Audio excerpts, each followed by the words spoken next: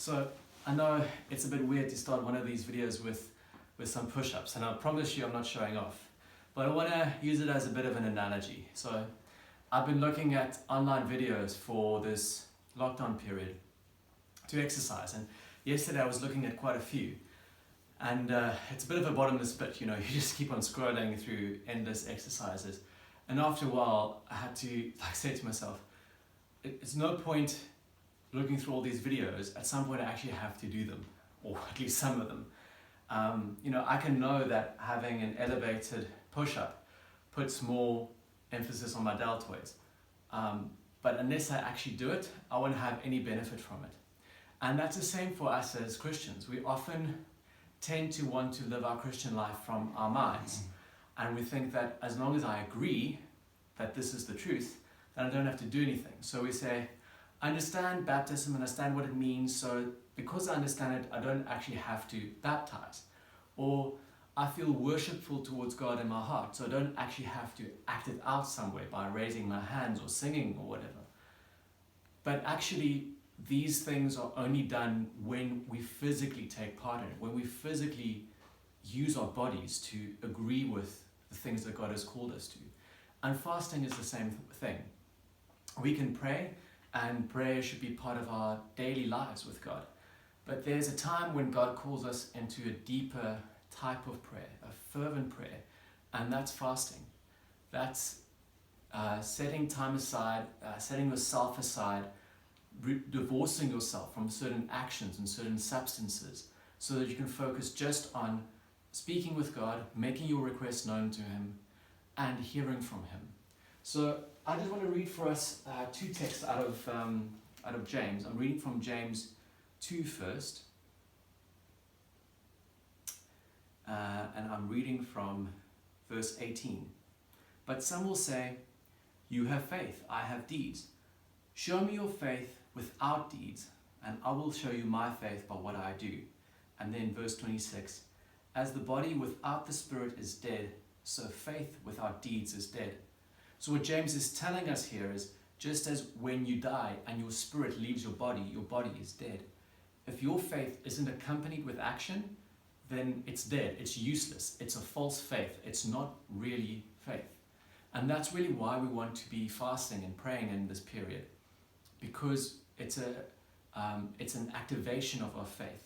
It's not asking God, please be good towards us. It's saying, God, you are good towards us.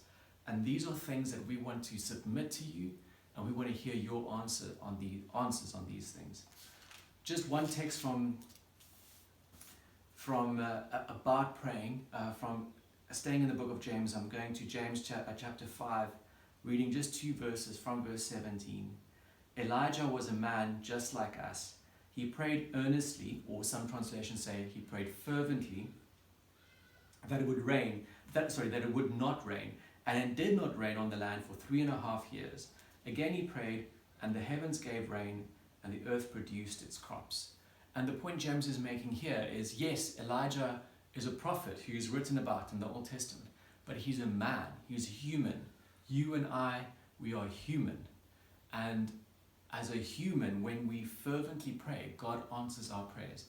This is a time a bunch of us have been feeling to really immerse into praying, into hearing from God and speaking to God. So this is what it's going to mean. We have not had any devotional sent out on Wednesdays or Sundays, because those are the days on which we meet as church, but all the other days we've had a devotion. Today on Thursday you're going to get this video, which is a little bit longer than the rest have been, and you're going to get one devotion, and that's going to last you for the period of our fast, for Thursday, Friday and Saturday. So you'll also see on the PDF that you're sent, there's a devotional for each of those days. So we're not going to send out another one, because one of the things we really feel strongly to fast is technology and digital entertainment.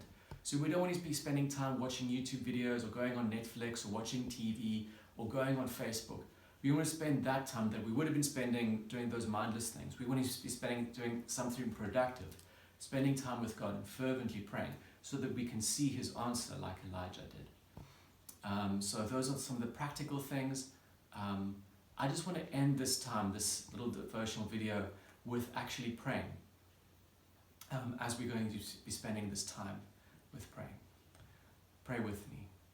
God, your word says that in our heart we decide which way we should go, but you order our steps.